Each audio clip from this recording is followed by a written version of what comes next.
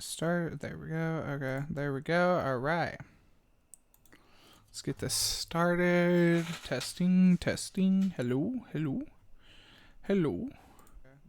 Okay, there we go. There we go. All right. Let's see here. Transcending. Okay. Want to test that out here. So, chat. Hello, hello, hello, chat. How are you? How are you? Oh, I need to do that real quick. Get that out of the way for anyone coming in. So, chat. Today, we are reacting to a 1 hour Soul Calibur lore video. The insane origin of Soul Calibur. This is a video done by the Black Mastodonte. Drop them a subscribe and a like, and I will leave there. Come over here, leave the link to the video here, and pin it for you guys to be able to go give them some support for watching it with me. There's a lot of videos like I'm gonna do more stuff like this where we kind of like find these like insane like video documentaries and kind of react to them. All right. Some people may join, some people might not. You know, let's kind of just check this out and see where it goes. You know. Why did it? Transcending history and the world, a tale of souls and swords, eternally retold. Hell yeah. One of my favorite games. And, oh, wait. Let me turn this up. The Soul Calibur series is one of the most iconic game franchises in existence. Oh, yeah. Regardless of where it's at now, the mark it's left in the world is undeniable. However, here, so behind its it goes heart-pounding soundtrack, impressive visuals, and many surprise cameos lies one of the richest stories ever told through a fighting game. Like, it this really isn't is. your It's average saga insane. of folks throwing hands because of some random tournament. This is a full-blown epic, following a sword that wants nothing. Literally could be an anime. I feel like if they wanted to redo Soul Calibur, they should invest in making an anime for it and then relaunch this and re-enter with Soul Calibur 7. But first of all, they would need like an actual dev team to return. So with that has like the understanding on what makes Soul Calibur great. But smoke and everyone caught in its chaotic web. And I want to show y'all just how wild this timeline gets. I originally planned on covering everything in one long video essay, but that was before I realized the crap ton of lore we're dealing with. So today we're beginning our dive into this world with the complete story of the first 2 games in the series. Just the I am first. your humble lore professor, the Black Mastodonte. Dude, that's crazy. This is only the first 2 games and it's an hour long. Oh my goodness, this guy knows how to content farm. And this is the insane origin. I say that as a Soul compliment. Calibur. This guy knows what he's doing.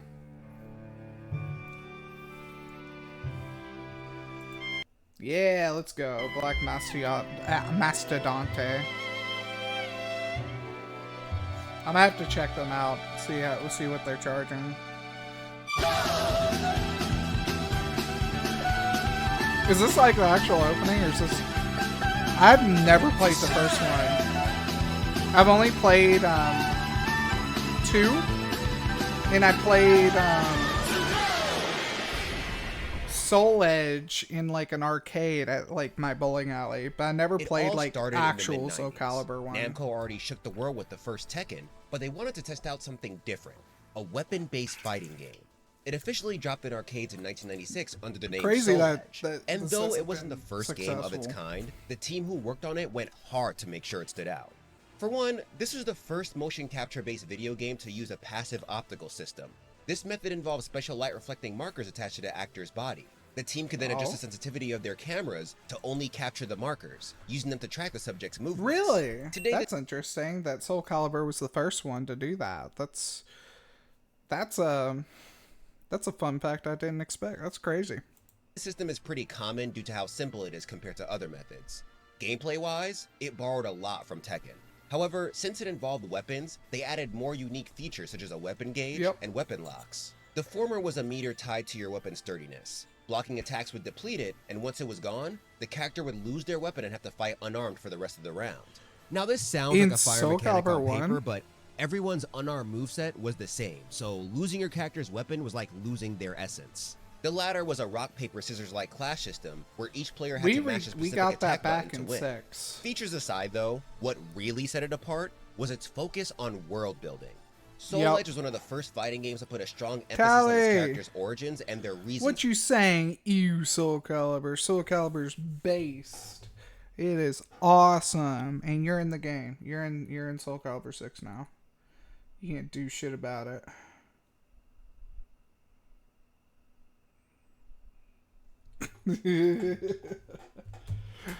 But yo, if you want to join for the reaction, you're welcome to. Actually, I think Per Se has a message back.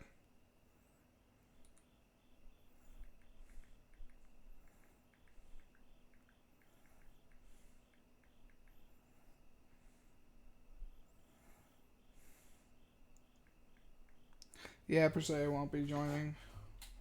Per Se is out working late. For fighting.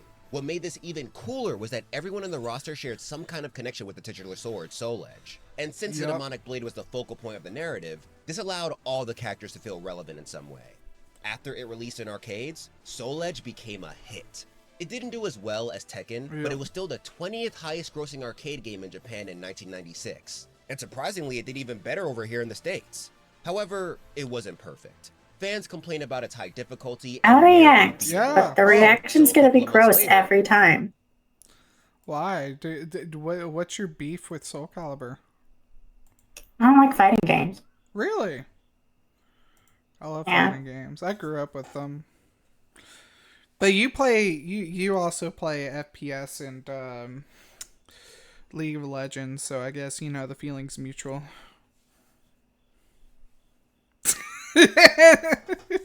Say what you want. I don't really care. Yeah. Is it like, do you know anything about Soul Calibur on its own? Or is it just... I mean, I played it before. Yeah. I did not enjoy it, but I played it. Okay. I see. Oh, man. Did you know this is like the first game that used mocap for tracking? I mean, I was there when they said it, but I did not before that. That's crazy, isn't it? On a fighting game of all things. Yeah. SMH. Namco released a more refined version dubbed Soul Edge version 2. I'm just here to be the polite hater. Brought to the PlayStation. I need the banter. I need that energy. But when it launched outside of Japan in 1997, it was released as Soul Blade to avoid copyright issues with the UK's Edge magazine.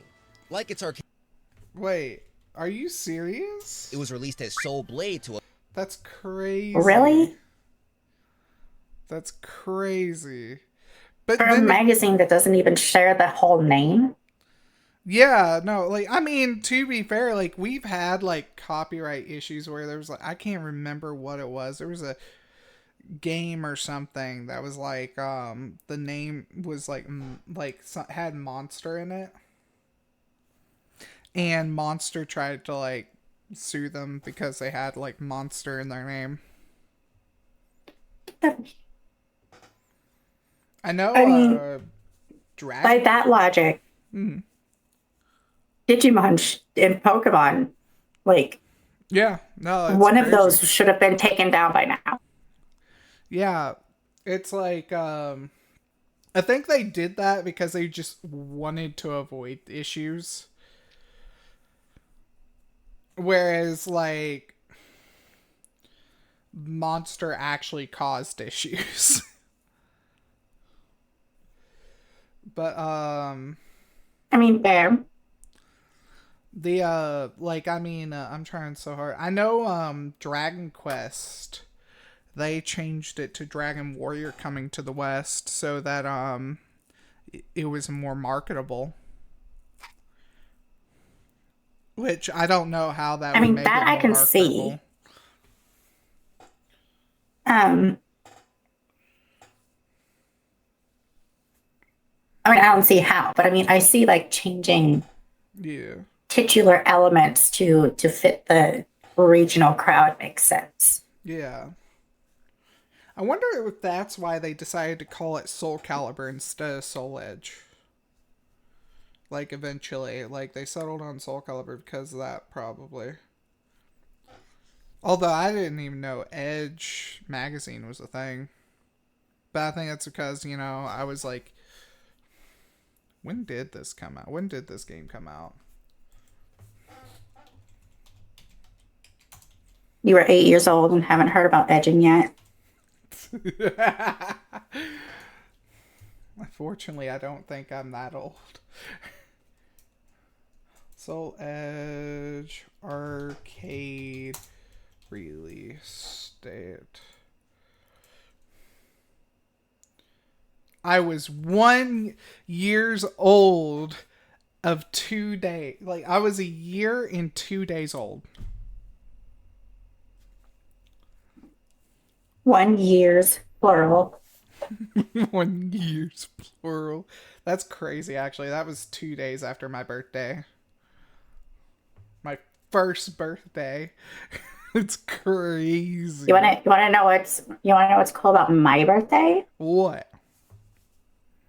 I was born on the same day, not the same year, but the same day that Alice in Wonderland, the original Disney movie, was released. You want to see something funny? Huh. Denzel Curry is 2 days older than me.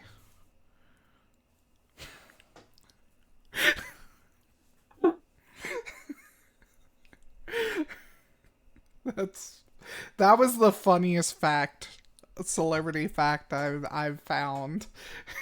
It's like I'm also born on the same day as Jacoby Shaddix. Really?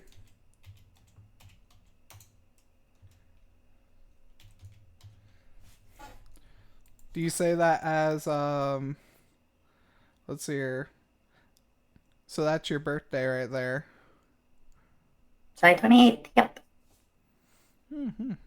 You know, your birthday was a month before my anniversary. For streaming. Also, my birthday was almost exactly a week before the rap battle. Oh, yeah. You didn't share it was your birthday until after. With me.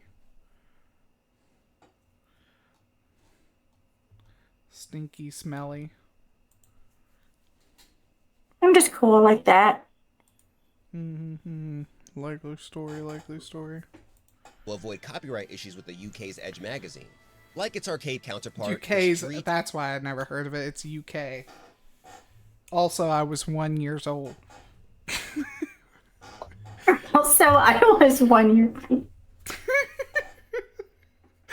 That might have something to do with why I never heard of it. Oh gosh. You know, like that, like when you like make like a snort, or, like air pressure comes out of your nose, and then you just start smelling like that chemical smell. No. I think you need to take a shower. I did actually. Then switch your shampoo or something. I don't know. It's like, so what it like, so I did like look it up, and the only explanation I heard is like the bruising of the sinuses or something. I'm sorry, your sinuses are bruised, so you smell chemical? It's like a certain like scent that smells like chemicals. I don't know how true it was. I don't know how true it is. That was just what Google said. It's like, and you know, Google always tells the truth. Yeah. Yep. Loved it. A review from GameFan described it as the most stunning graphical fighting feast. I legitimately wish that they made an anime for Soul Calibur. That would, I mean, I'd probably watch that. Yeah. Still don't care much about the games though. It's like I love the games because they're funny as fuck. There's a Maxi in Soul Calibur 2. If he won by a ring out, he'd be like in his like windscreen. He'd be like, "I'm not done with you," and then jumps off the ring. I will say any console because even though I wasn't a player, I did know about it. Yeah. And then when League came out, I called Gangplank Cervantes for the longest time. That's funny. Blue, what do you need, buddy? Blue's coming up the stairs. Usually means he wants something. He never comes up to get pet. He just wants something. That makes me sad. What's going on, Blue? What's going on, baby boy? What do you want? You know, you're a very beautiful dog. You know that, buddy?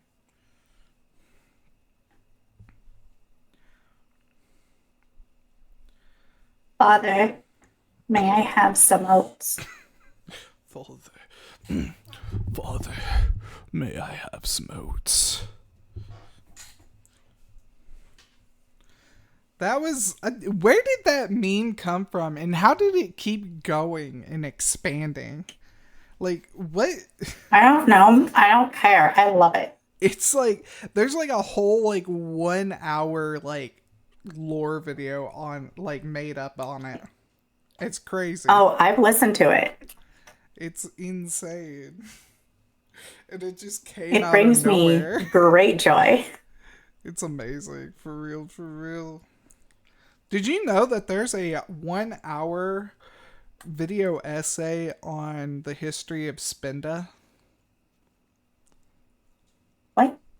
Yep. From Pokemon.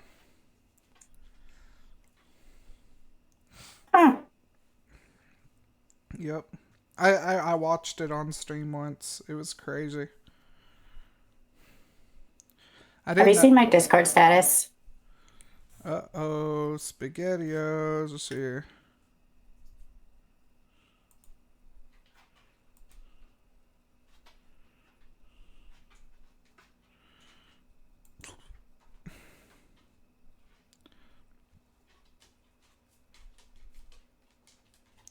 I'm gonna have to do it over my phone in order to see it. Your Discord status. Because, like, how OBS, like, fucks with everything now. So I don't use OBS. Haha. Let's see here. I see your about me saying I'm baby. Look higher than that next to my profile picture. It doesn't say your mood message thing. It doesn't say because it says you're offline. Damn. But it's set to every word I speak is an oat I spill. That's funny. That's amazing. And I've had it like that for months. Oh, my goodness. I need to... What is mine? Do I even have one right now? Do I have one right now? No, I don't. I don't have a status. Find out. I don't have a status, but I can add one right now.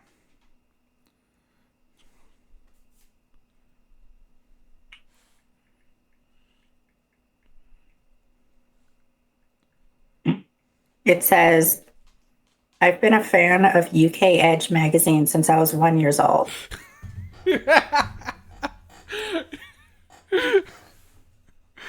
Oh my goodness. Apparently it's still going if they are doing like they have like the cover with Silk Song. Yeah, that's like crazy. Omi wasn't lying. It may not look that impressive right now, but in the mid to late 90s, this was clean. Now, usually successes like this would prompt developers to immediately hop on a sequel idea. Gotta strike while the iron's hot, right? But according to an interview in the 55th issue of Retro Gamer with series producer Hiroaki Toriyama, the team approached their next title in a way that heavily... Is that off-brand Akira Toriyama? Oh my god, I was gonna say It was like when he said that, I was like, that was almost Akira Toriyama. I did a double take. That's so funny. Built my respect for them.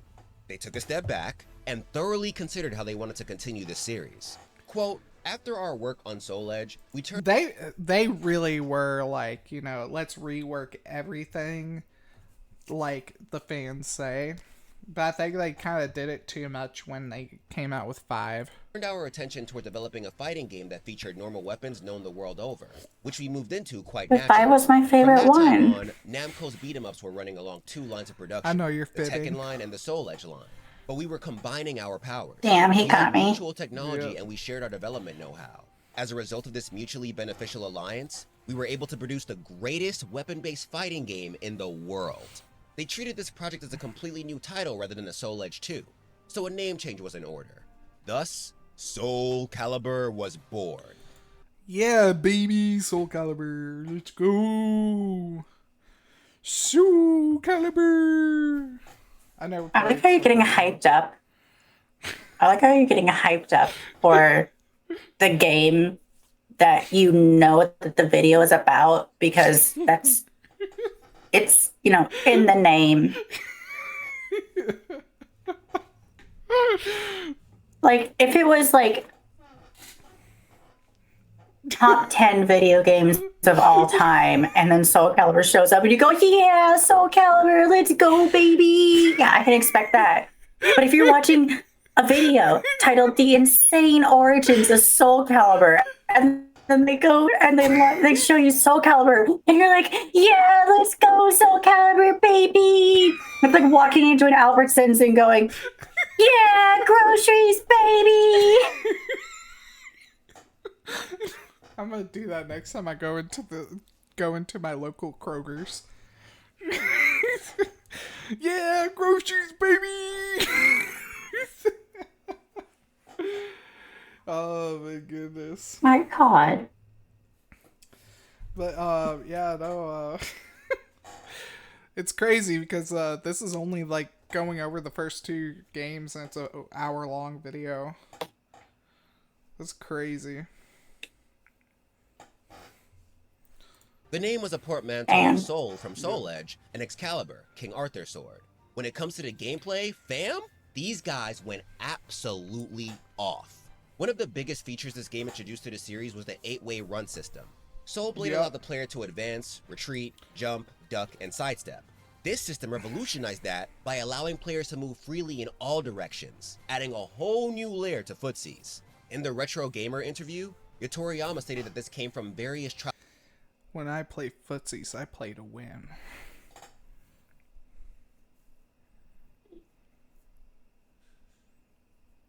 and error experiments. Namco had a separate project at the prototype stage, which involved running around a field. They thought that was cool, so they added it to Soul Calibur, and it meshed surprisingly well with their established system of vertical and horizontal weapon attacks. What aided this was the game's immaculate animations. Each character's movements were so smooth and expressive.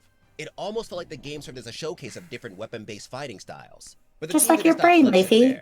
After Soul Calibur was released in What? I kind of zoned out for a second. It sounds like your brain, Leafy.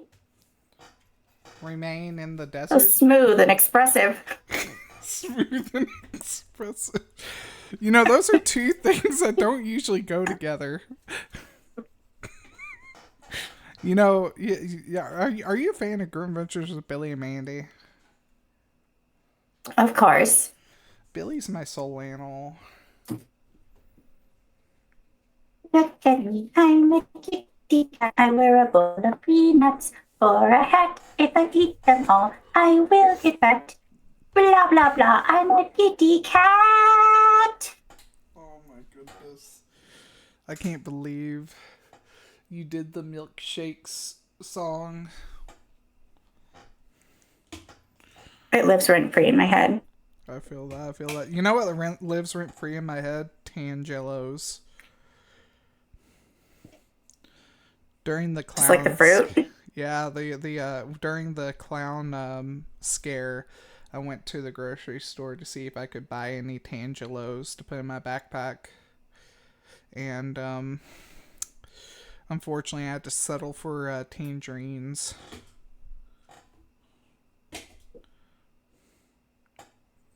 They mess with the clown's equilibrium.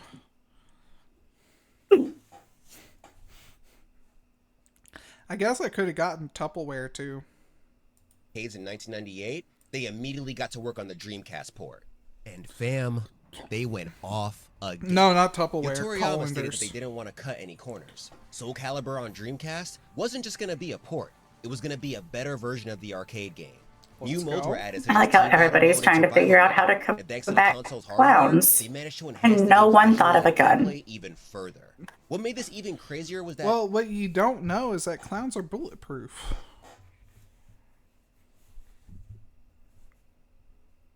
Not physics in my basement. Have you not listened to an ICP song? Three Little Those Piggies? aren't clowns. Those are juggalos. Those are different. Aw, come on now. Come on. You saying that they're not a clown? Okay, so a juggalo is a juggalo is a clown, but a clown is not a juggalo, right? Like a hawk is a bird, but a bird is not a hawk. Yeah. So you can kill clowns with guns, but not juggalos, because juggalos, while they are clowns, they are not every clown. They are a specific type of clown. They are bulletproof hatchet-wielding clowns from Jersey. I see. Actually, it's they're from Detroit. Thank you very much. I thought Detroit was in Jersey. No. Detroit's in Michigan.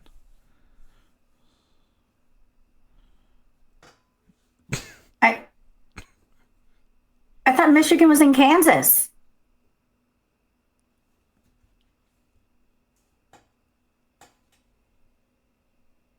You fucking with me right now, right? I'm fucking with you right now. You said that way too convincingly. I was like, what?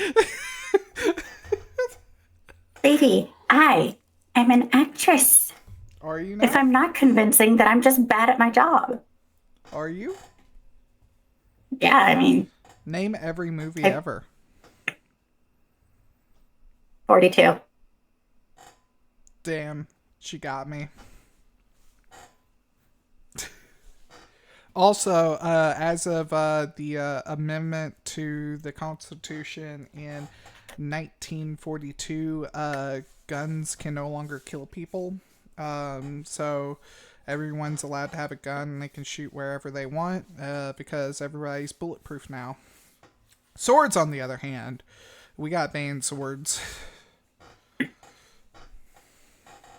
I'm still upset about that. Yeah, the banning of swords. You gotta give up your sword collection, Tally. My dad made me throw mine away when I was 13. Yeah. My dad gave me a bunch of swords when I was 13. To be fair, I was going to jail because I stabbed someone, but, you know. It was with a protractor, though, right?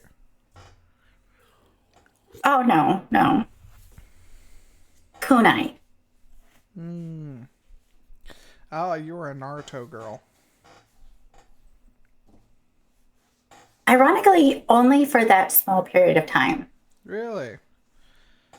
Because I had the same issue with Naruto that I did with One Piece. Which is because Naruto stopped being about ninjas and started being about what essentially are Super Saiyans. Yeah, that's true. And then One Piece stopped being about pirates and started being about, I still don't know. It's about democracy. Bleach, however, Bleach was goated from start to finish. Yep. It knew what it was. It kept going. I will say there's some parts that are absurd, but at least it was in canon. It was all story driven. And did not forget what its source was.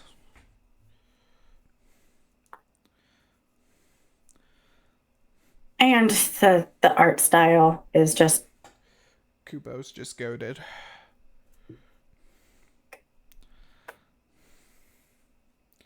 Yeah, I have to rewatch Bleach now. I mean, I'm not opposed to it. All right. Bleach Night in Discord starting from now until like 6 weeks from now. Until Core 4 of the 1,000-Year Blood War comes out. And then Let's time it perfectly so that we finish like right. Yeah. The first episode drops so we can just keep on binging. Here's the funny is like most of the people that we were playing Repo with are Bleach fans. But I know so many. Okay. I also know so many people that hate Bleach, but will be like, One Piece is goated, and I'm like, One Piece is okay. See, I really liked it when it was just about pirates, and then there was like that one pirate who was special because he had the rubber arms. Cool. Yeah. And now everybody's just some sort of super powered martial artists. It makes me upsetty spaghetti. Yeah. And then that one. Oh, speaking of Bleach, I forgot to tell you, I have Hitsugaya Soul. That's pretty dope. I almost got Soyphone's Shikai one time, but I was like $10 short. It was like $30. And you couldn't suck a dick to get the sword? Come on. I was 17 at a con. You couldn't have had your mom suck a dick? My mom wasn't there. All right, that's fair. Yeah.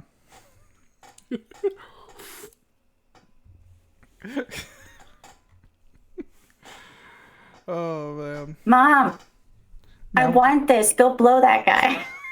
Blow that guy. Their team of 60 to 70 people shrank to around 40 to 50 for this version. On top of that, they only had 7 months to make it. That's Regardless, crazy. The team did the damn thing, and their work more than paid off. What? 7 months to make like all these improvements? That's crazy. When it dropped in 1999, both GameSpot and IGN gave it a 10 out of 10, a perfect score. The next time IGN would give a game that wouldn't be until Grand Theft Auto 4. I rarely ever see popular review sites give fighting games high scores like this, so seeing this for Soul Calibur left me beyond shook. Like, I knew the franchise was a big deal, but I was unaware of how much of a big deal it was. I love how it just has like he just has talking in the background doing all sorts of tricks and stuff, and he's like basically using his like body to censor her like all her bits. Along with all that, it earned the best. I also like how he looks like he belongs in a fighting game. And was chosen as the console game. Oh, I can show you what fighting game he would be from. I know exactly what it is. Fighting games also just has like some of the best like designs for characters too. I will say one of my favorite character designs comes from a fighting game. Yeah. I don't know her name, but the cat girl from BlazBlue. Oh, I know who you're talking about. What is her name? Felicia. Is it Felicia? No, that's a not cat girl BlazBlue. I'm thinking of this one. Yeah. Okay, yeah, no, I was The one that's thinking just of like the big Alita. old hoodie with like. I love her so much. She is cute. She's great. My favorite fighting game character of all time. Armor King. He comes in as a pro wrestler and then like actually here. Let me show you. Like it's really funny. I'm putting this up as like a Soul Calibur like reaction, and I'm just like pulling up other things. It's content. It is. Armor King Tekken 8. Here we go. I love the hype behind fighting games. Like they put like so much effort into these. It's amazing. Play, damn it. There we go.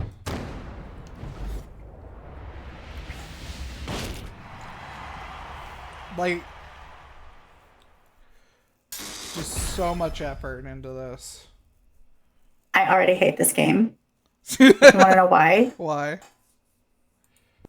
I hate the trope of two people coming at each other and both punching each other in the face at the same time. What if I told you that they were father and son and they hate each other and they also hate the other like the father's father?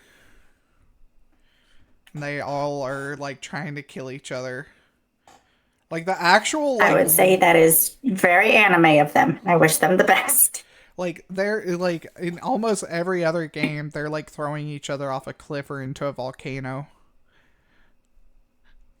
Now the lore is like convoluted. Shout his name. Thirsting for revenge, the jet black villain returns to the ring.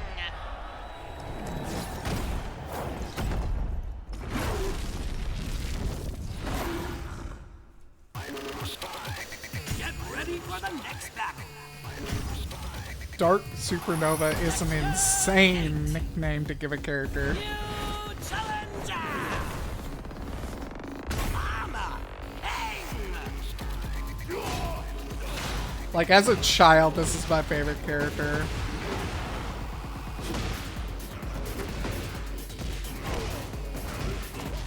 As an adult, he's your husbando. You're right. And I'm not even a furry. I'll show you just how scary boxing can be. Well, Something about this game, this franchise specifically, is that every character speaks in their native language. King and Armor King speak in Jaguar roars. okay, I kind of like that.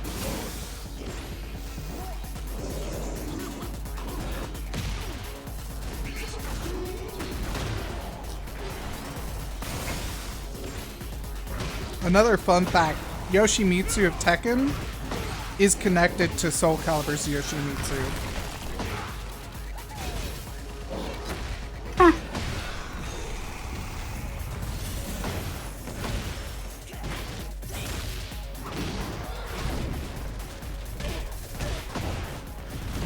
You know, maybe fighting games is where my violent tendencies coming from. Yeah, because like just the other day you said it was Adam Sandler. Actually, you know what? You're right. It was Adam Sandler.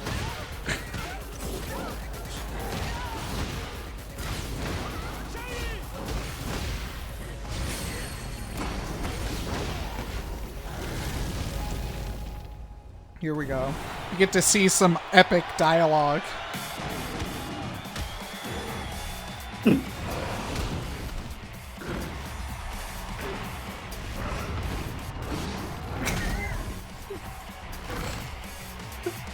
Okay.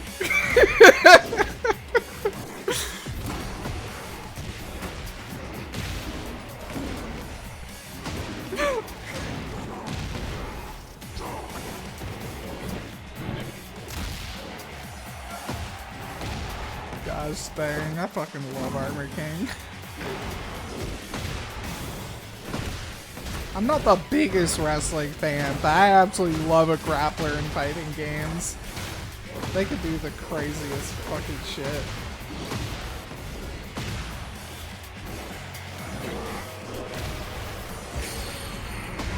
Ooh, I love that like little like detail to the booing, since he's based off of a heel. I never noticed it.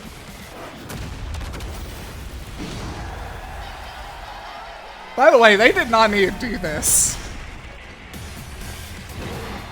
That wasn't even like a part of his moveset or anything. They just felt like having him. I mean, no one needs to do anything. That's true. That's very true. But you can see why this is one of my favorites. Oh my goodness. I'm still getting used to this mouse. I also like I like Blanca from Street Fighter. Blanca's pretty funny. Because Blanca's voiced by my favorite voice actor. That's awesome. Oh, you want to see my other favorite fighting character?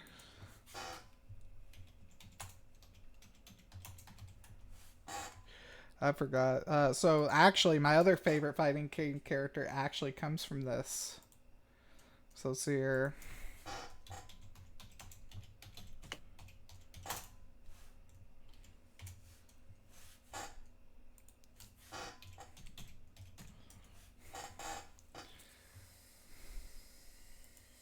Here we go.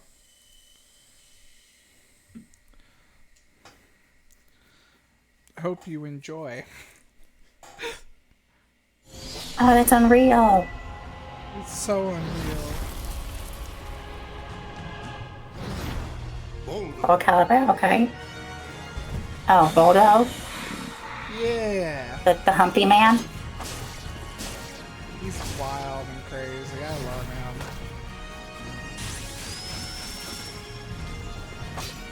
There's actually a video essay on who Voldo is. That's great.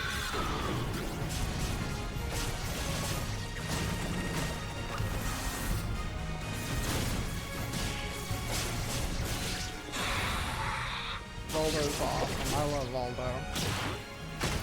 Yep.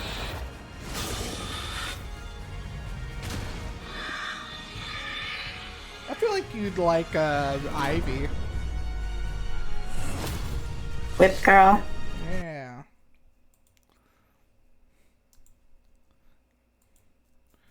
You know, doing all the special. What are you trying to say about me? I don't know. Maybe you like Honga Badongas, maybe? I don't know. Or maybe you like somebody that'll beat somebody with a whip. You know? Oh, I also like I like Reptile. Reptile's pretty dope. From Mortal Kombat? Because Skrillex did his theme song. Yeah, that's pretty good. I like Reptile. I like Lizard Man better though from Soul Calibur.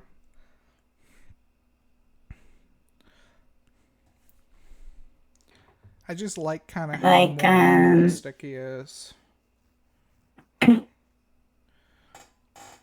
I like. So I will say from the small time that I played Soul Calibur. What was her name? I used Cassandra. Cassandra's fun. I like Cassandra. I think it was her. Sword and Shield. Yeah. It could have been Cassandra or Sophidia, which is Cassandra's daughter. I liked jumping on people's shoulders and snapping their necks with my pussy. Yeah. That was fun. I feel like that says more about you as a person than anything.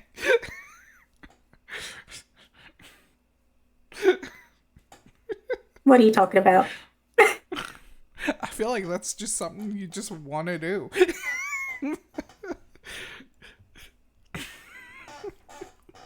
Okay, so maybe I do, but maybe my 17-foot tall animatronic body just crushes them before I get the chance. Possibly. Okay? Possibly. You know, it is what it is. So I can't have nice things. Game of the Year during the 3rd Annual Interactive Achievement Awards. As we speak, Soul Calibur is ranked as the second best game of all time on Metacritic, making it the most well-reviewed fighting game on the site. I didn't even know what to say except for sorry. I am sorry, Soul Calibur. I just saw you as another popular fighting game, but I see now that you are much, much more than that. But with the development history out of the way, folks, It is much more than we that. have a buttload of lore to cover. This timeline is long, complicated. Actually, I think I know what character he like. I feel like he's cosplaying. Like he looks like a very specific character. Axel.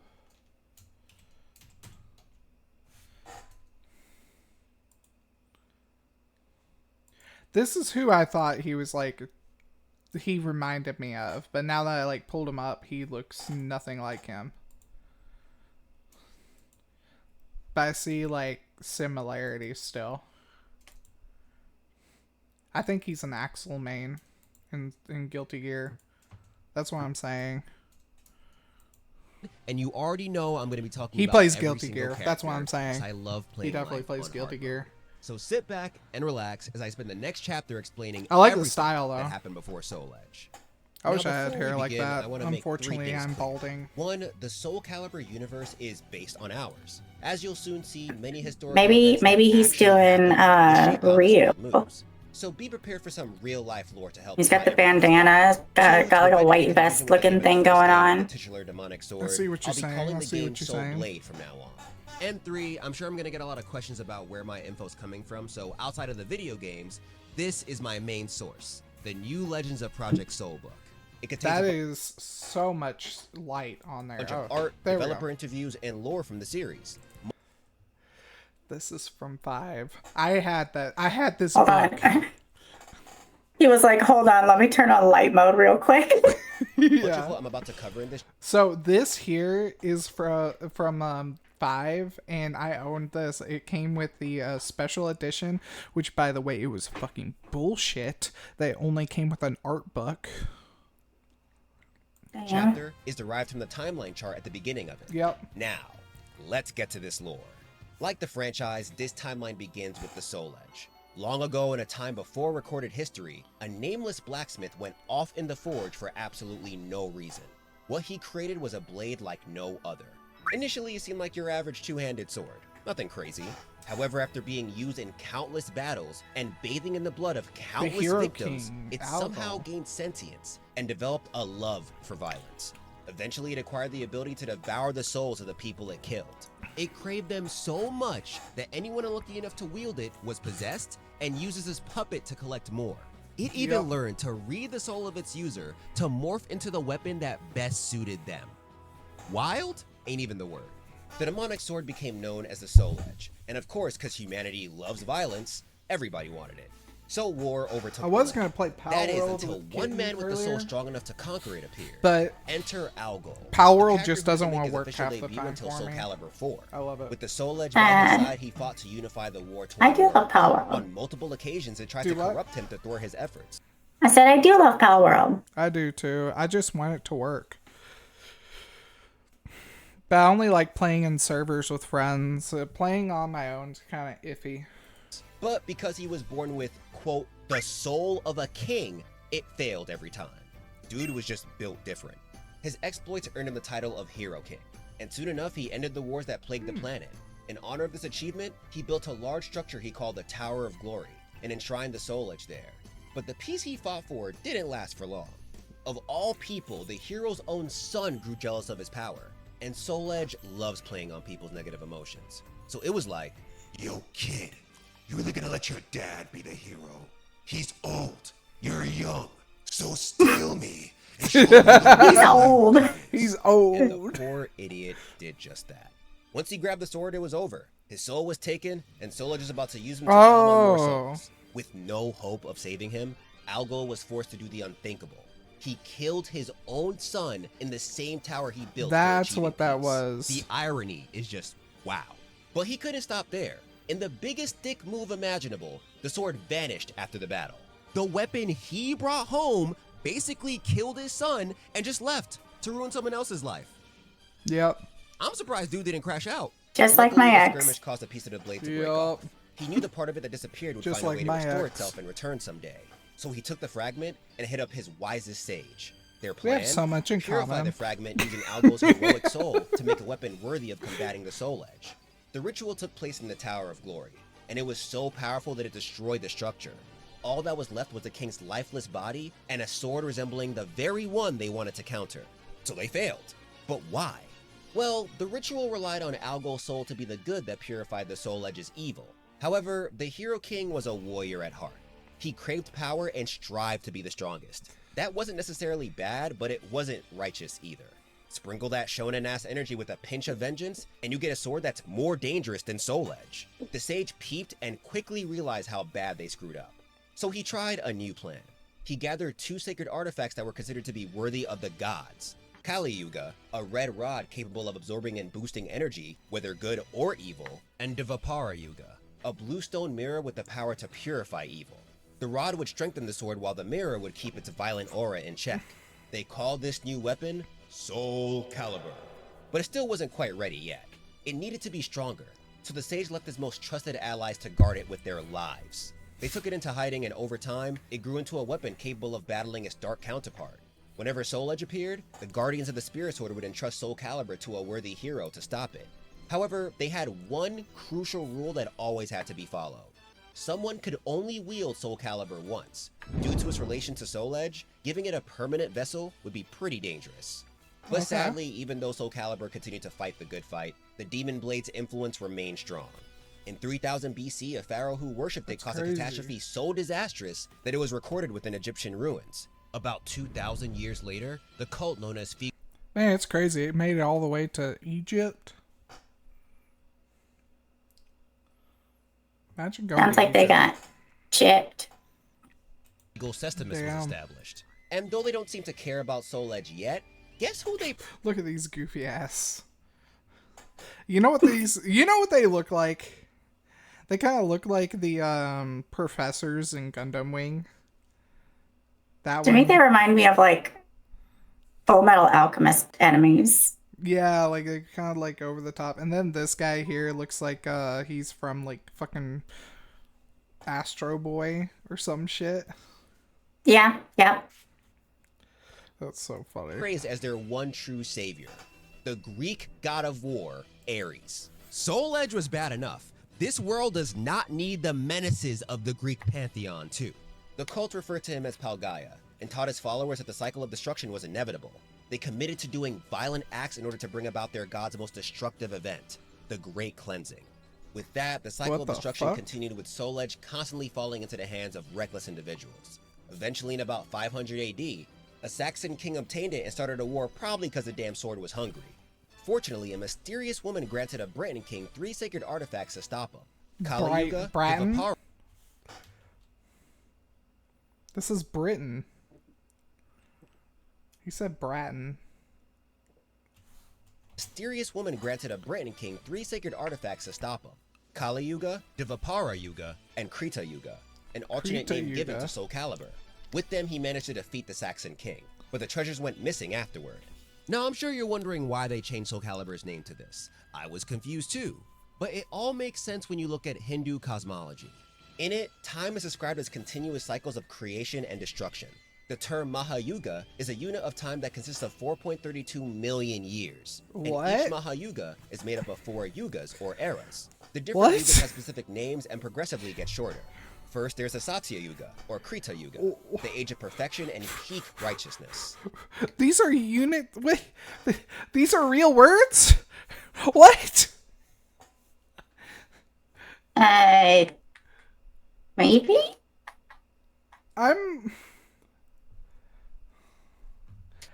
I am like shocked.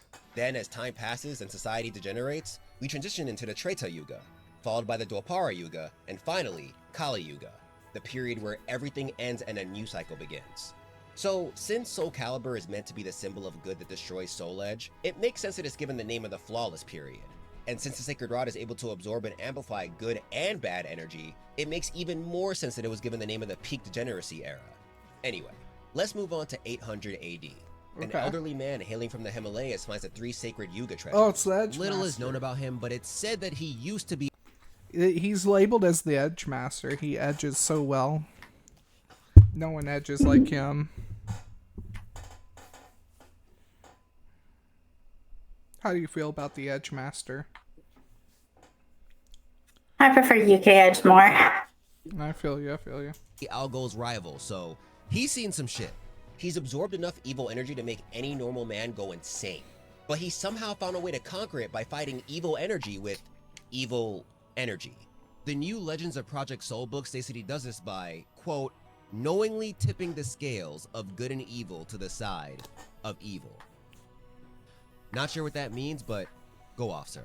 This constant internal battle left his body in a stasis-like state, which explains why he's thousands of years old and looks like this. Thanks to all the time he spent on the planet, he mastered countless different martial arts and developed an innate connection with every weapon in existence. Doesn't matter what it is, he's most likely better at it than you. His expertise in weaponry combined with his impeccable and long fight record earned him the name Edge Master. Like, unless I the Edge Master, let's go! Yeah! The world only refers to him as no one Edge edges Master. like this man After he here. gathered the 3 artifacts, he hid them in the Ling Shengsu Temple, deep within China. The I monks here don't trained in their know. own style of martial arts, and over time, You think it you became can edge tradition for the melt 3 most better worthy than of he them can? to be chosen as the inheritors of the artifacts. Once elected, they'd go through special training with Edge No, Masters to properly learn how to use but them and prepare I'm not for sure the if smoke. Also, according to that, our like, main extends to encyclopedia over here, everyone? legend has it that these items have wills of their own. Like And will one day you? try to gather in one place to help a hero fight a great evil. We Are already you knew saying that I'm a with better Soul Edge Calibur, Master? but it's Is that what interesting. you're saying? Yeah, I mean, you could definitely take the title of Edge Lord or whatever. Edge Master? Yeah. I see. You know that the rest of the artifacts have wills of their own too. By the 11th century, the remaining guardians of Soul By the way, who do you think the most racist Pokemon is? Mr. Mime, not Jinx. Oh, what's your reasoning? Because it's the most humanoid Pokemon, and therefore the only one that, out of all of them, really could have race. So, this is, what, Umbreon's Japanese name is.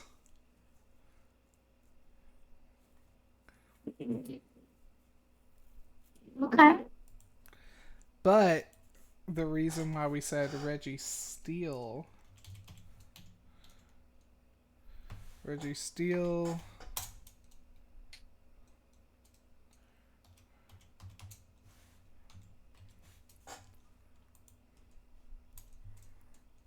That's why we say Registeel.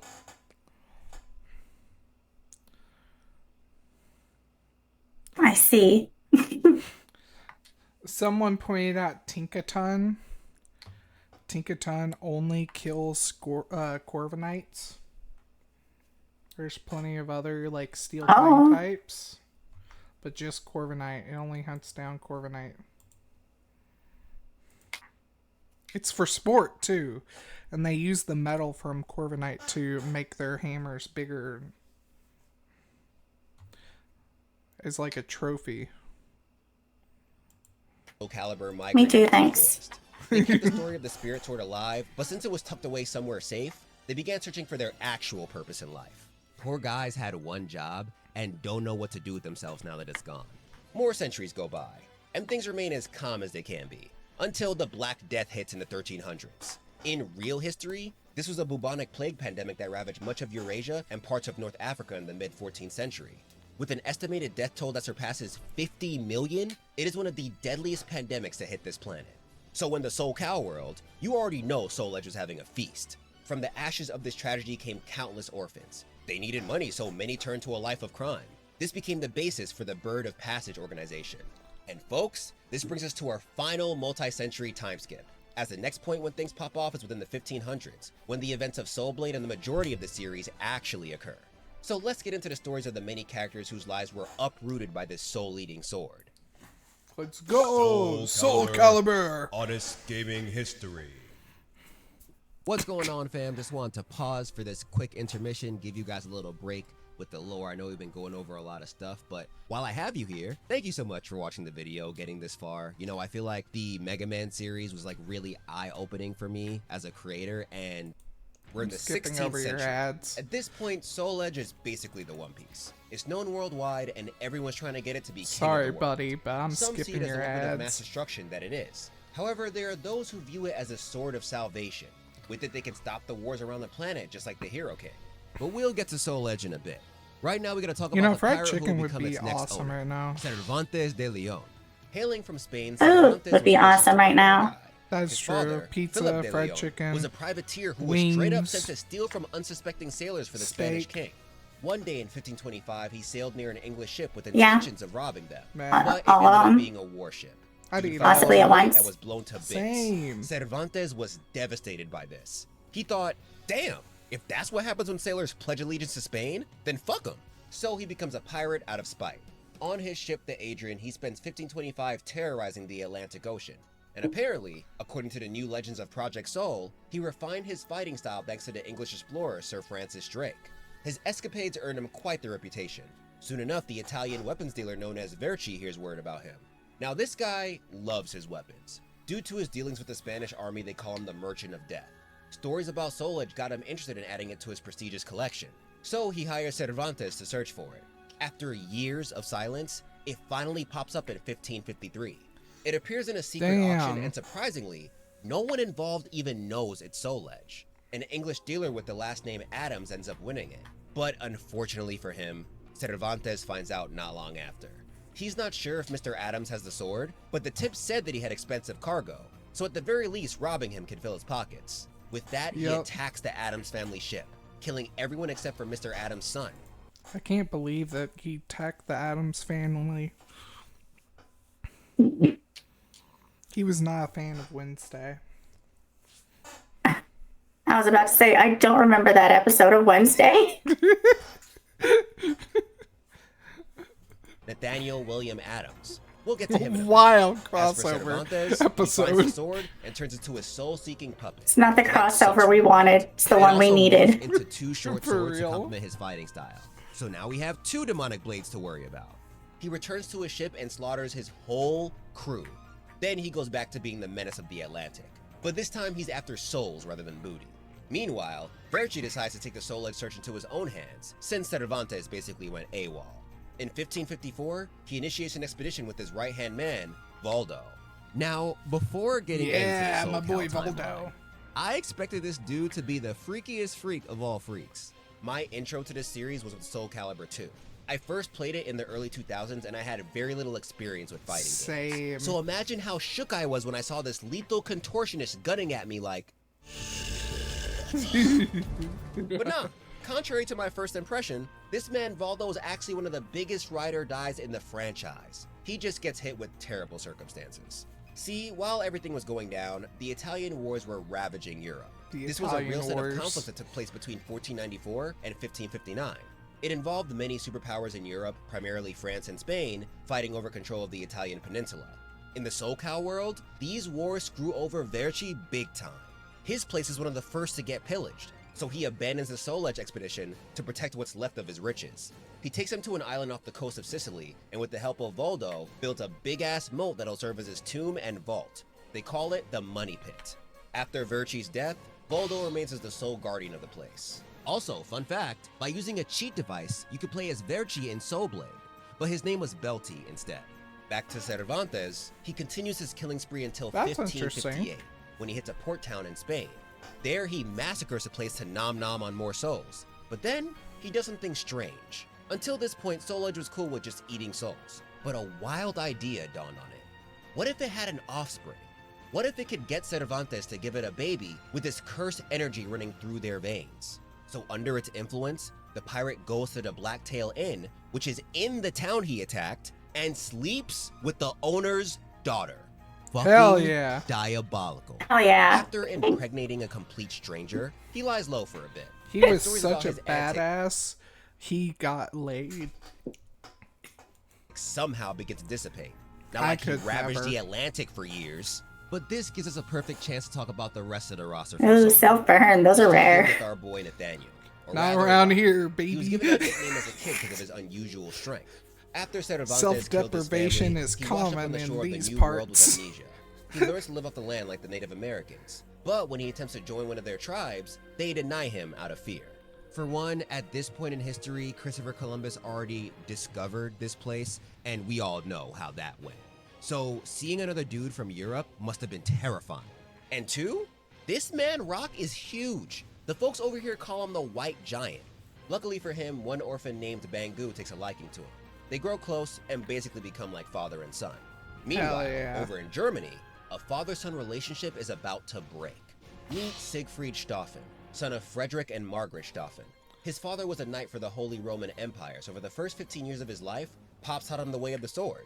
But war never ends. Frederick eventually rejoins the fight, leaving Siegfried with little to no guidance. So he goes full edgelord and enters a gang, cause why not? He eventually becomes a leader and names it Schwarzwind, which is German for Blackwind. Then they devise the dumbest plan ever. Since multiple wars are going down, there are plenty of soldiers who may have retreated for their safety. But Siegfried and his merry band of fucking psychopaths think the idea of retreating is for cowards. You're pretty much spitting on your nation's pride. So he tells his gang, yo, let's find the closest group of resting soldiers, rob they asses, then kill them. So they do just that. But when Siegfried triumphantly lifts the head of the lead soldier... Not exactly what I expected from Siegfried. Given his design being looking like a noble knight and everything. Wild.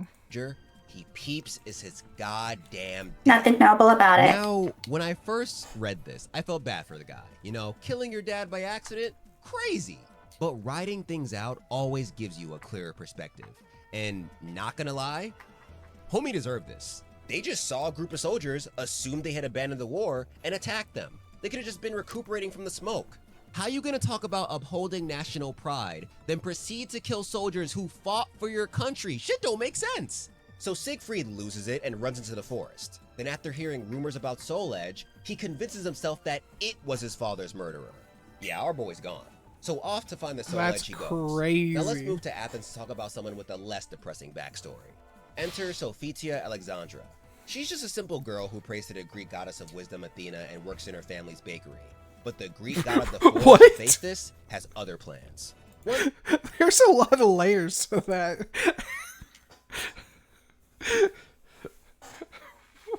What?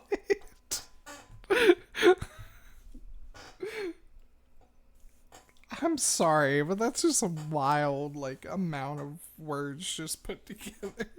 One day he hits her up and tells her that Soul Edge is out there and dangerous as shit. I like words. Yet, as the god of the forge, its existence could ruin his name.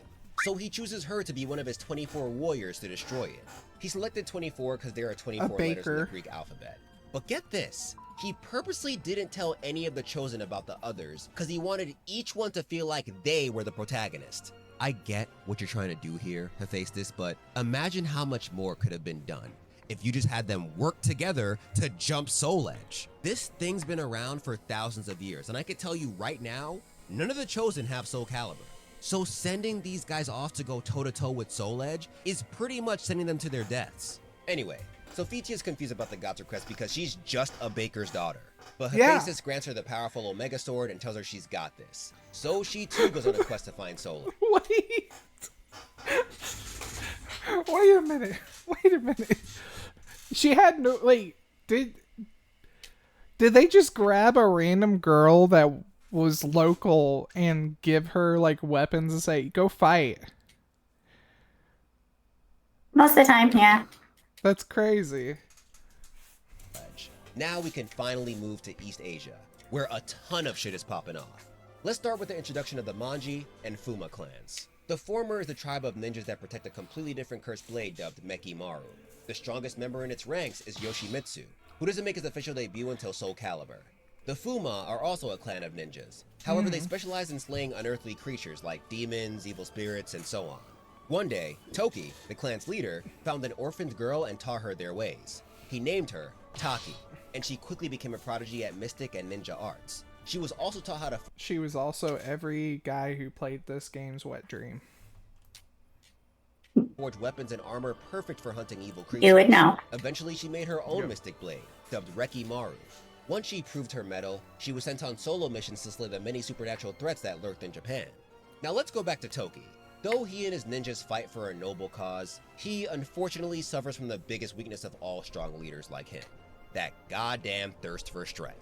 He's tempted by the power of Mekimaru and decides the sword should be his. So he hits up Oda Nobunaga, yes, the daimyo Oda Nobunaga, and is like, "Yo, Oda, I don't know if you heard, but those goons over at the Manji clan have Mekimaru. You lying." "Nah, bro, I'm dead ass. And see, me personally? Yeah. I feel like it's a little too much power for one group of people to have. Like, the only person that should have that kind of power is you, the almighty Oda Nobunaga." You're not wrong. So here's what I'm thinking. You should hit them up and tell them to work for you, right? Right. And see, you big man Oda, so unless they're stupid, right, they're gonna accept. Then we can take that sword. Aight, but what if they say no? Oh, see, that's the lit part. While this is all going down, I could take some of your boys and mine, and we could sneak over there. Okay. And if they choose to be stupid, // everybody gonna die. Simple. Well, damn. Sounds like a solid plan to me. So in 1574, Oda calls a Manji clan over. But the leaders all That's crazy they didn't put Nobunaga in the game. game. After some time, the Manji denied Just the in the daimyo's lore. invitation because they would rather stay secluded. So Toki leads a squad to wipe out the whole clan. Then he returns home with Mekimaru. Yeah, Oda was never getting that sword. He has bigger problems though. Yoshimitsu is pissed. In a fit of rage, he attempts to take the guy out, but Oda's army overwhelms him.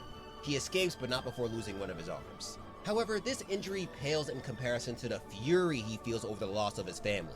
After hearing rumors about Soul Edge, he goes searching for it to destroy his enemies. Back to Toki, Mekimaru drives the dude insane, and he starts ruling the clan through fear. His old rival, Hachibe, notices the shift, so he steals the blade and runs away with his daughter, Chie. This infuriates the clan leader. He declares that they are now rogue ninja, and sends Taki along with many of his followers to find them. But Taki also sensed the shift in Toki's demeanor. Plus, Chie is her childhood friend, so she's more interested in getting some answers from Hachibe than bringing them back to die. Now let's take a little sidestep from the main plot to talk about the last Japanese character from the Soul Blade roster, the samurai Heishiro Mitsurugi. Born in 1561 to a farmer and his wife in Bison, his daily farm work blessed him with a strong-ass body. By the age of 14, his parents unfortunately died. However, this gave him the motivation to lead the farm and pursue the path. I don't think it's my favorite, but he teaches but himself how to use a sword by copying the moves of other samurai. Then a year later, he joins the feudal lord Urakami's band of mercenaries. This is when he first introduces himself as Mitsurugi. The kid turns out to be an absolute demon on the battlefield. Ew, but that by the water time he looked turns 16, nasty. he gets bored and leaves Urakami to fight in other battles. Look at that Multiple water. lords try to recruit him, but our boy denies all of them because what he's looking for is a true challenge. A year later, Damn. one presents itself. But it's not rice the kind patties he have expected. seen better In days. 1575, Oda Nobunaga and his ally, Tokugawa Ieyasu, decimated the Takeda clan in a conflict known as the Battle of Nagashino. This actually happened, by the way. One of the reasons why this battle was a big deal was because Oda utilized the power of the Tanegashima to secure his victory. For those unaware, this was one of the first firearms introduced to Japan. It also happens to be the name of one of the country's islands. Mitsurugi hears stories about this and is like, "Yo, that's cheating!" So he goes looking for Soul Edge to defeat the mighty gun.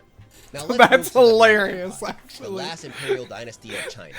The year is 1578, and the place is having trouble dealing with Japanese pirates. Upon hearing rumors about the Sword of Salvation, aka Soul Edge, being in Japan, the Wanli Emperor sends the bladed nunchuck master, Li Long, to find it and assassinate the leaders of the raiders. We're gonna come back to Li Long, but we gotta make a quick stop in Korea to introduce the final two characters, Sung Mina and Hwang Sung-young.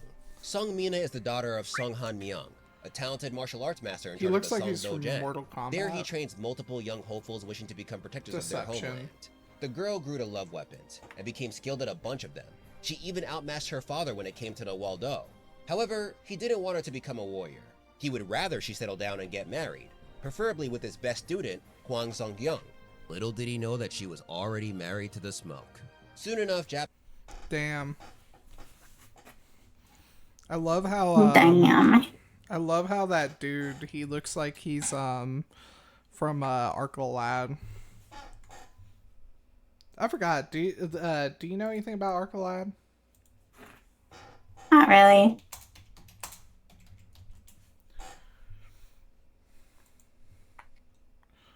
Let's see here.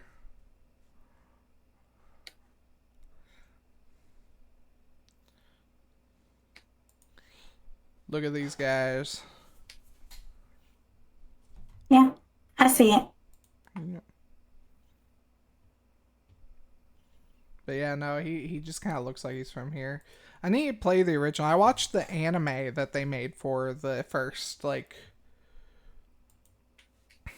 first game. They made, for the first 2 games, I should say. There's a 3rd game that they never made an animation for. That I'm a little disappointed. Yeah.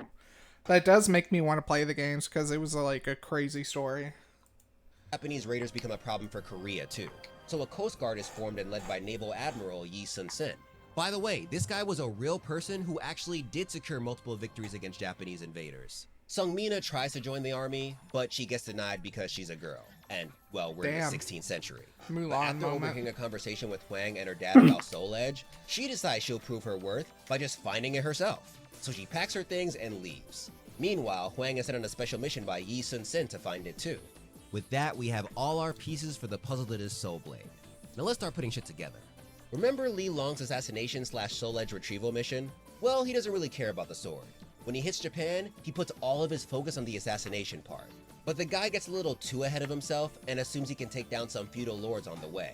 He ends up getting his ass beat and retreats to the same place where Hachibe and Chie have been hiding. There, Chie takes care of his wounds, and the two fall in love. Taki finds this place too, but she waits for Li Long to leave before confronting the former Fuma members. Upon seeing her, Hachibe is surprised at first, but relieved when she only asked for the sword he stole. He warns her that Mekimaru has corrupted Toki, so she takes the cursed blade and hides it somewhere else. When she returns home, she lies and tells Toki that Chie's lover took the sword and killed them both. Now, as messed up as this sounds, I get why she did this. From her perspective, Li Long was just some random dude. But thanks to her, Toki decides to send Fuma ninjas after him, so if he dies, his blood is gonna be on her hands. However, Taki's journey doesn't stop here.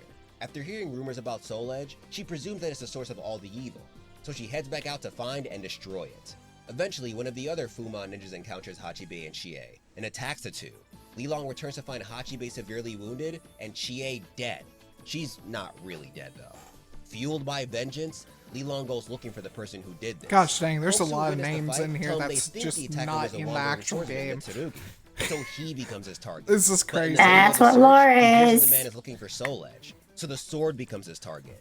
Because if he gets to it first, the samurai will have no choice but to come to him. And guess what? He actually finds it. He pulls up to Spain and confronts Cervantes, but he gets bodied again. He falls into a pool of his own blood, calling out Chie's name.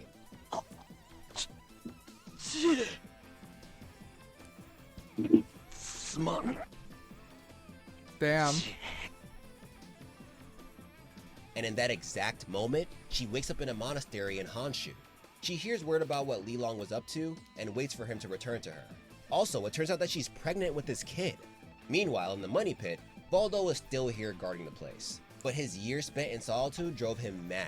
Those who tried to steal from the stash spread legends of him, the unstoppable ghost guardian. But soon enough, the man hears the voice of his dead master urging him to find Soul Edge. So for the first time in a long time, he leaves to join the Soul Edge hunt. Now we are finally in 1583, the actual year in which Soul Blade takes place. What is the I don't know soundtrack where that we're he's at using? in the video, but the fact that it took this long to get to the first game in the series is crazy. Something Out of all the epic. characters we went over, the one who gets to Cervantes next That's actually just looks like an anime. Straight Yeah, up. that is. This is some crazy designs. She doesn't even look like who she's supposed to be at all. She actually does look like the baker's daughter, but Akira Toriyama designed her. Yeah. is fucking Sophitia. She doesn't beat the pirate, but she manages to shatter one of the swords. The protection of Hephaestus must have went crazy, because don't forget, she has like no fighting experience. However, shattering the blade severely wounds her, as some of the shards enter her body. Cervantes uses the chance to prepare his final blow, which wouldn't have happened if Hephaestus just sent all 24 of his chosen ones, but I digress. Out of nowhere, another heroine pulls up, our favorite ninja Taki. Before the pirate strikes Sophitia down, she challenges him to a duel, and though the battle is tough, she manages to beat him with her trusty Rekimaru. So as you can see, Taki was the realest since the first game of the series. Once he's down, she takes Sophitia's wounded body and carries her away to help her heal. Is Taki nice, the father there's one big problem. of Cassandra? Soul Edge is still alive. We already know breaking shit, and Sophitia is this only a shattered one of Merlin them. All it needs is some unlucky bastard to come situation through and pick it up. And with unfortunately, King Arthur in that the Fate happens nearly series? a couple of seconds later when Siegfried enters the scene. Remember, he's so messed up in the head that he thinks someone else killed his dad. Soul Edge senses his negative emotions and is like, Yo, Siggy, I hear your dad's dead, and I'm so sorry for your loss, but what if I told you that I could revive him? I just need a few souls, just a couple of souls to fill me up. This is enough for Siegfried to reach for the blade. But first, he must prove himself by battling Inferno, the evil spirit within Soul Edge. Siegfried comes out on top at the cost of his Zweihander, which under normal circumstances would be good news. However, once he grabs a sword, one of the most devastating events in this timeline occurs. The Evil Seed Catastrophe.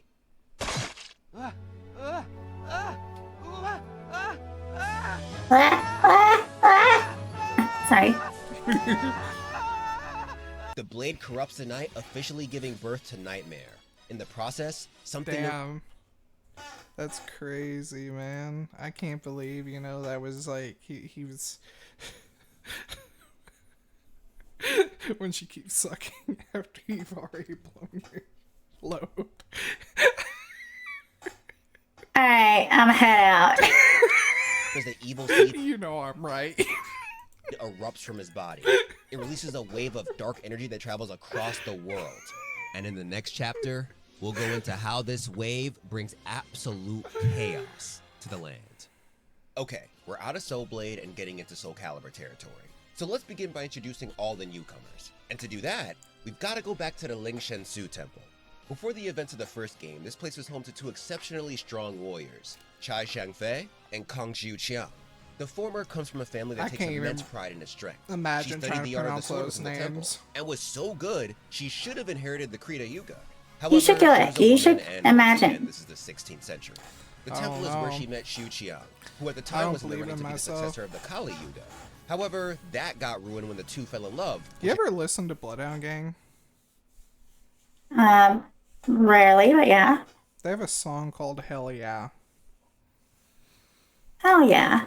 And they have in the song they're saying like, if I were God, I would do this. There's a part in there that says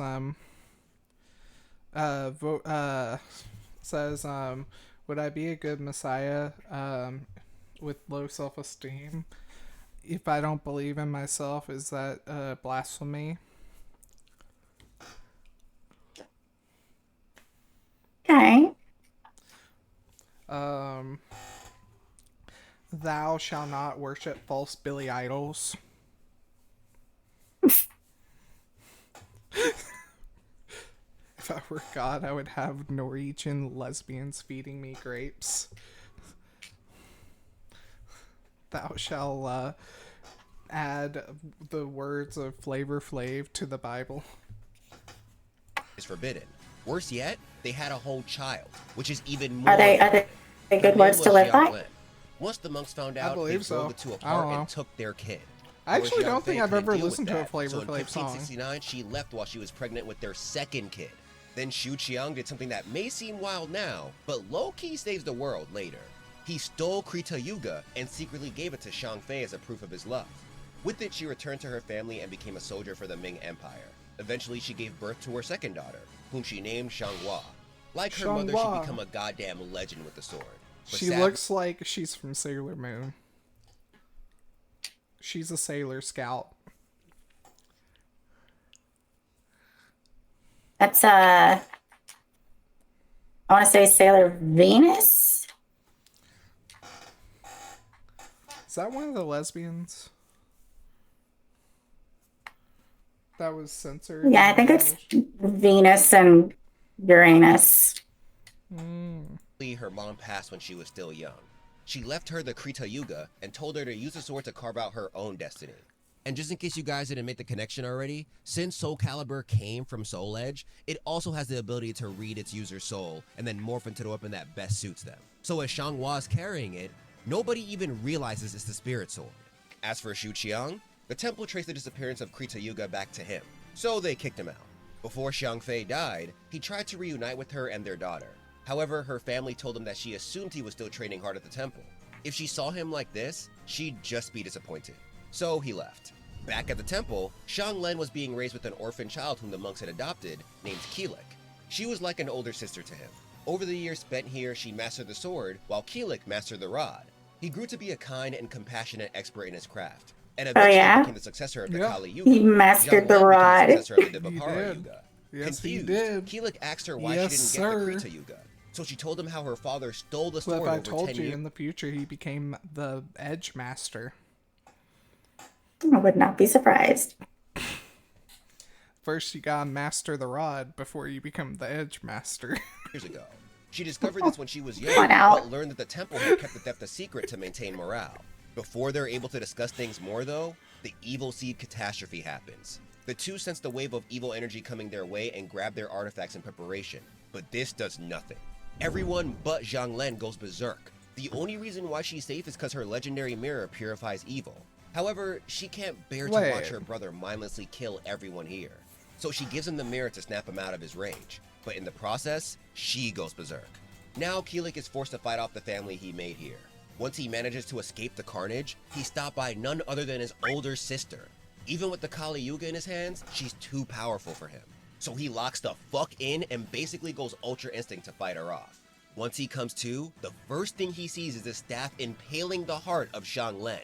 Similar to our boy Siggy, he completely breaks down. This is when Edgemaster finally returns to the plot. He finds Keelik lying unconscious and takes him. There actually is an anime. Huh. Anime and.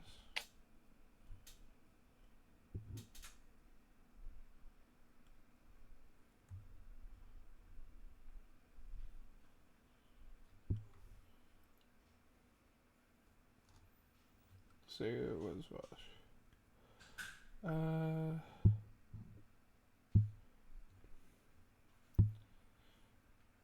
The only way.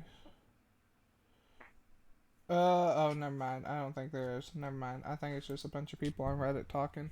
Home after burning the temple to the ground. 2 days later, Keelik wakes up to find that his wounds have been treated. Edgemaster then introduces himself as the advisor of the Lingshen Su temple. But our boy couldn't care less. Xianglen sacrificed herself so he could survive. Why should he keep going when he murdered her and many of his fellow monks? Edgemaster uses this moment to tell him about the Evil Seed, and how Soul Edge is the reason for all this. However, in his current state, he's way too unstable. The Ancient Mirror is the only thing keeping the evil energy at bay. Separating from either of the Yuga treasures could lead to disaster. With eyes shining with wisdom, he tells the young warrior that he must live as he once did. Keelik then decides to train under him to learn how to control the evil within him, and master the Kali Yuga. Meanwhile, in London, another bro is over here flexing with sitting on a stool, eating soup, on a table, on the pole. Bro, what is going on here? This looks like it's from an anime. warrior is plotting against Soul Edge. Just Isabella Valentine, otherwise known as a Ivy. Cinematic, maybe? Originally an orphan, she was adopted by the Valentines, the richest family in London. However, her father grew obsessed with Soul Edge, so much so that he took up alchemy. His madness threw the family into despair, and eventually, both Isabella's parents died. Commercial, like promotional material, maybe? They were not her real parents. Pretty crazy thing to tell your kid before you die, but aight. While going through her parents' things, Isabella found out about Soul Edge. Then after conducting further research, she discovered its sinister origins and vowed to destroy it for the sake of her family. But to do this, she needed a weapon. Over the next few years, she followed in her father's footsteps and mastered alchemy. Inspired by an Asian multi-segmented whip, she forged a sword that could morph into a chain. She called it the Ivy Blade. But that wasn't enough. It needed to be alive. She desperately tried everything to enchant it, even used her own blood. When everything failed, she pivoted to ancient sorcery, which usually backfires in the worst way, so maybe don't. This strategy hits her with even more failures. But one night, she manages to summon a malformed arm. Sensing her connection to her sword, it fuses with it. Then a voice without sound states, I, Cross of the Pledge, shall confer unto thee the point in the escutcheon of destruction. Dexter Purpure. And if anyone knows what the hell this means, please let me know. I don't know what the hell this arm is talking about. I believe Dexter Purpure becomes Ivy's like code name later. However, outside of that, I'm completely lost. Anyway, she now has the weapon she needs. So with vengeance fueling her and her mind a little cracked from the ritual, she goes after Soul Edge. Now before we leave England, I'd be remiss if I didn't mention one last character. Damn, you coming in here with the In the arcade version of Soul Calibur, he served as the replacement for Mitsurugi in Countries That Discourage Samurai. Probably the only ways you can find Soul Calibur these days. Similar happened in Hwang originally doubled as Mitsurugi's replacement in the Korean port. However, even though Arthur is just a blonde copy of Mitsurugi, he still has lore. And he also appears in later games, so we gotta talk about him. As a child, he used to beg for money on the streets of Southampton.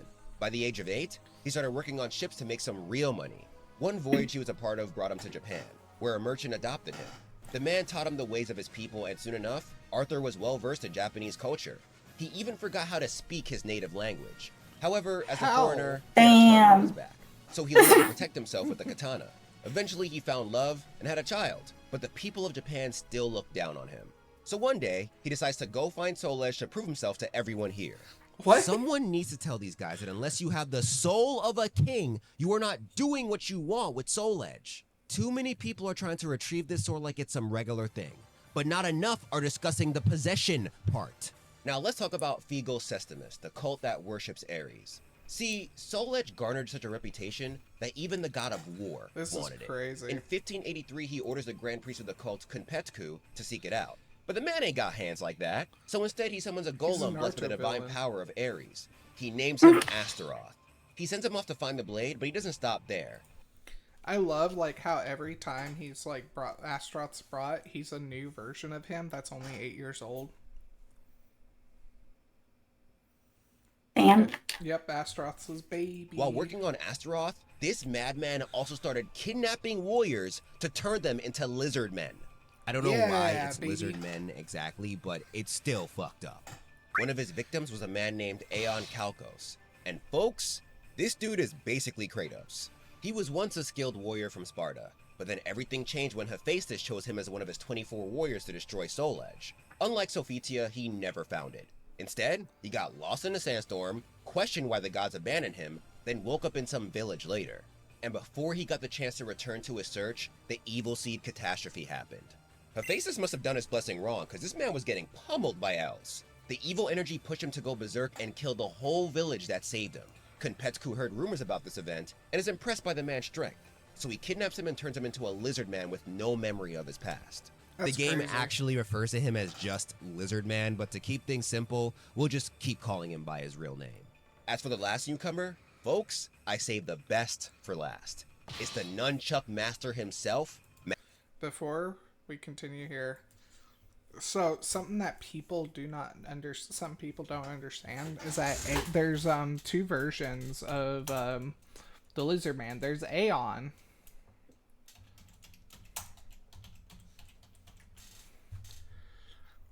and then there's the version where he has a shield and axe, and then there's the version where he has 2 axes. But Aeon specifically at one point grew angel wings. Huh. Yep. But yeah, no, it's like really crazy because there's like a lizard man with 2 axes, and then, which by the way, I'm upset because the data for Lizard Man is in Soul Calibur 6. But they do not have him as a playable character, which is upsetting. Weird. Yeah, it's a little upsetting. He's one of my favorites. Maxi. This is hands down my favorite character in the series. Not because of his backstory or anything like that. It's just his aura.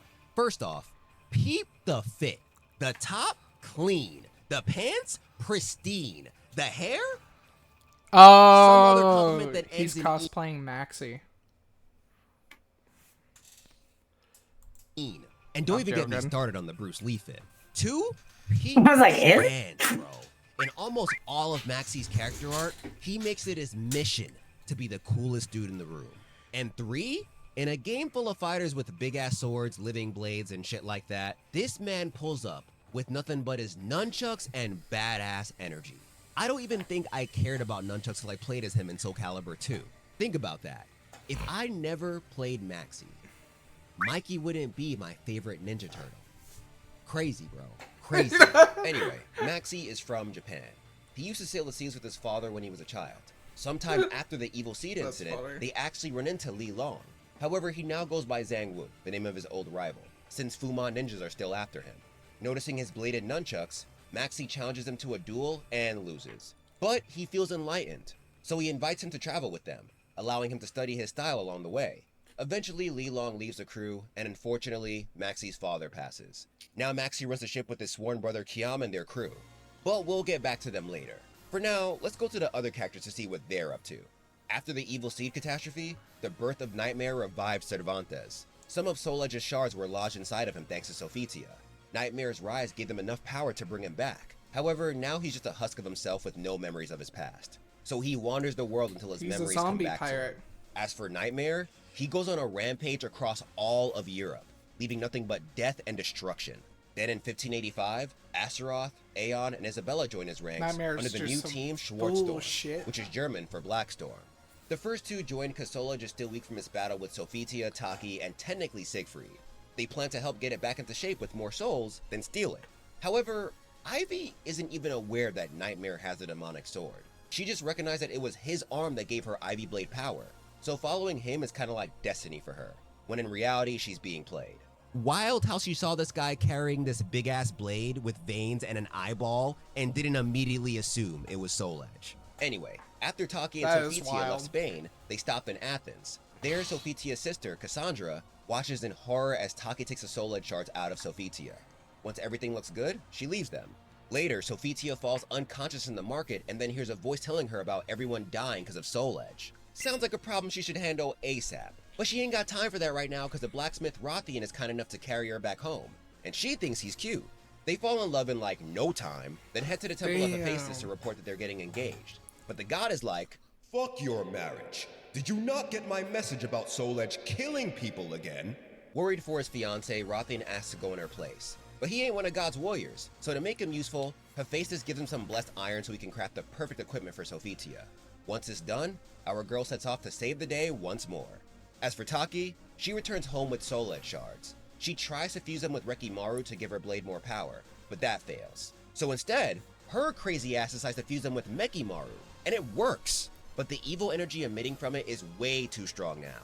She tries her best to dampen it, but that does nothing. Soon enough, she's found by the Fumon ninja Geki. She's too weak from holding Mekimaru. Well, maybe if the sword wasn't clipping through your hand, it would work better. Yeah, but the idiot has no idea what he's messing with. Against Taki's warnings, he draws the cursed ninjato. The power released is so immense that his arm blows the fuck up. So Taki uses this chance to grab the sword and dip. There is like a lot to do with arms in here. She hears rumors about like not weapons arms, but like she surmises that fighting parts of the body arms can offset their evil energy. So she officially becomes a rogue ninja to seek out the demonic blade again. Now let's talk about the Korean warriors Hwang and Seongmina. These two actually had to stop their first hunt for Soul Edge prematurely. Back in 1582, Oda Nobunaga was betrayed by his own subordinate Akechi Mitsuhide. This led to his death, but it was soon avenged by Toyotomi Hideyoshi. After hearing rumors about Soul Edge being in the Ming Empire, the Lord planned an invasion of the place through the Korean peninsula, so they basically became Korea's problem. And before you ask, yes, this is based on actual history as well. However, in our world, Hideyoshi's invasion was more in an effort to conquer the Ming Empire, not to find some soul-eating sword. The first invasion of Korea took place in 1592. No, it's probably about the sword. He quickly returned home and brought Seongmina with him. Damn, look at that, look at that. 2. When Hwang got... Look at that, damn. They're about to fuck. Word of this, he quickly returned home and brought Seongmina with him. Damn. Once back, he rejoins the Coastal Defense Force under Yi Sin-sin. But Seongmina still doesn't get to join even though she's itching for the smoke. Instead, she goes right back to being hit on by these annoying-ass men. And her father's making it worse by constantly looking for a husband for her. So, she leaves again in search of Soul Edge. On her travels, she surprisingly confronts Ivy, but she gets her ass beat. However, the fight impresses Xiu Qiang, the father of Xianghua. I have no idea why he's here, but it's a good thing he is. He decides to train Seongmina so she's prepared to face Soul Edge. And don't forget, he may have left the temple, but Xiu Qiang was still in the running to earn Kali Yuga. So Seongmina is being trained by a master right now. Meanwhile, back in Korea, Hwang is frustrated as hell because their enemies are fighting like a bunch of cowards, and Seongmina went missing again. Out of anger, he makes a dumbass move and chases after a raider ship. This leads to a bunch of his men dying. So, he gets demoted. I feel like that's grounds to straight up get kicked off the force, but that's just me. The Admiral puts him back on the Soul Edge hunt and secretly tells him to find Seongmina since her disappearance got him so strung up. And interestingly enough, at some point in 1583, he faces off against Mitsurugi on the Silk Road. The battle ends in a draw, but you're probably wondering why Mitsurugi is even here. Shouldn't he be looking for Soul Edge? Well, that's because he spent most of his Soul Edge search in Japan, even though it was in Spain. Whatever rumor the Ming Emperor heard must have gotten to him. He doesn't leave the place until 1583, you know, when the events of Soul Blade happen. However, after fighting Hwang, he gets lost and frustrated, so he decides to return to Japan to face the power of the rifle anyway. He'll just beat it using pure grit. And fun fact, they actually made a minigame out of this part in Soul Blade. As Mitsurugi, you have to face the gun in first person. Sadly, plot armor doesn't come to his rescue, and he takes a bullet to the chest. Regardless, after hearing rumors about Nightmare, he returns to his search for Soul Edge. Now let's go back to the New World to talk about someone who's been quiet for a while, Rock. While raising Bangu, memories of his past slowly came back to him, but they weren't clear. So of course he went looking for the Soul Edge. His quest leads him to a confrontation with Sophitia, who's trying to purge the land of evil on her way to Nightmare. But while they fight, she realizes that he's holding back. She asks if he's doing this to protect someone, and in that moment, he thinks about Bangu. Committing to this mission will leave the orphan alone to raise himself. He can't do that, so he abandons his quest to go back home.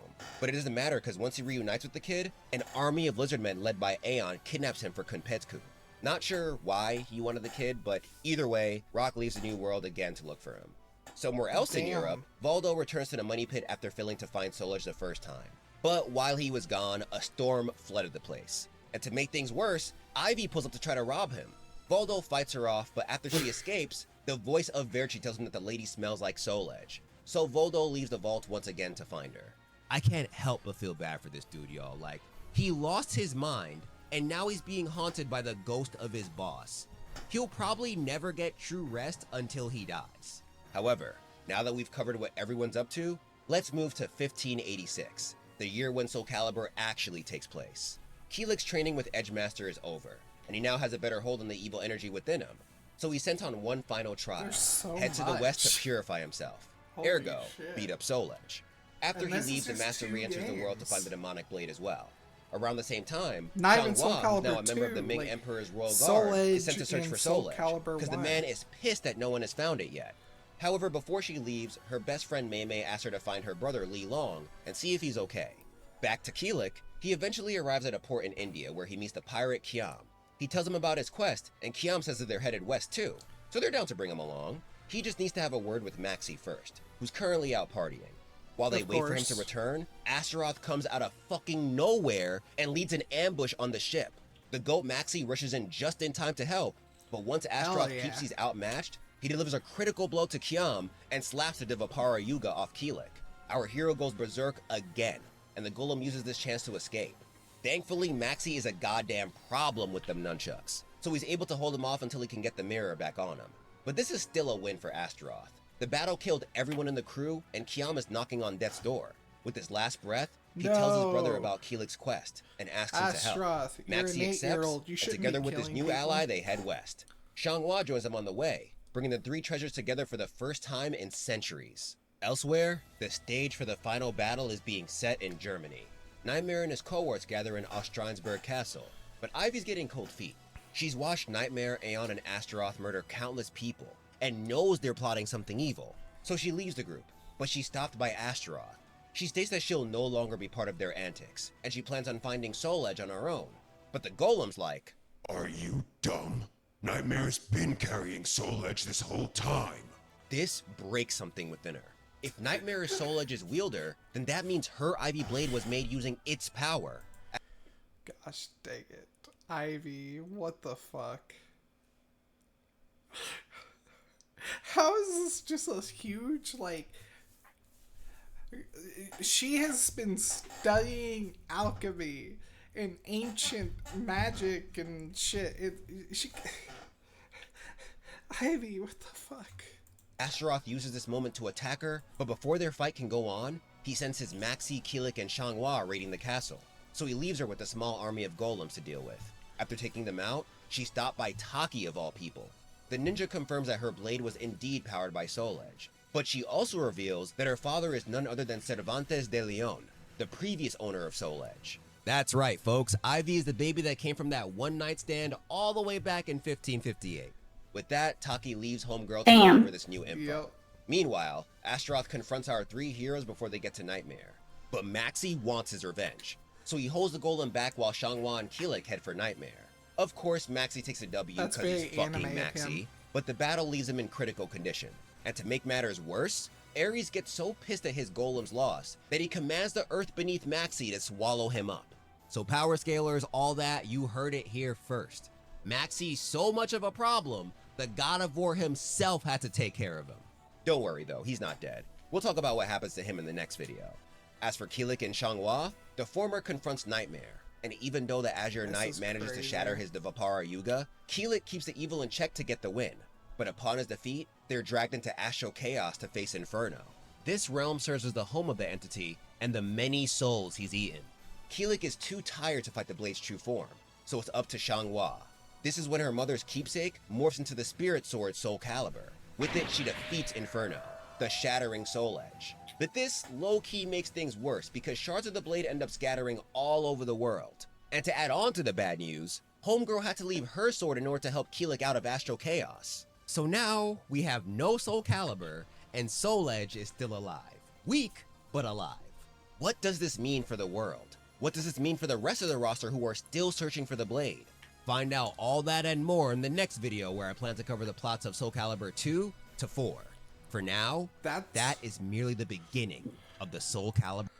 So the first two games were so expansive it took an hour, but he's able to go all the way, do 3 games in the next one? That's crazy. Well, yeah, because most of the lore has been established by now, and... That's true, that's true. That's crazy. Well, that's all I had planned to stream today. So I figured I would go ahead and raid out and we can chill, hang, even. Eat. Let's see here. Who, I'll raid Kitten. Do do do do do do do do do do do. Do do do do do do do do do do do do.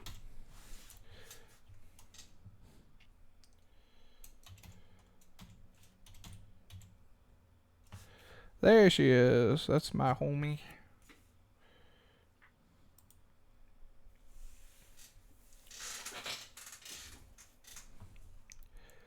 Do do do do do do do do do do do do do. Do do do do do do do do do do do do do.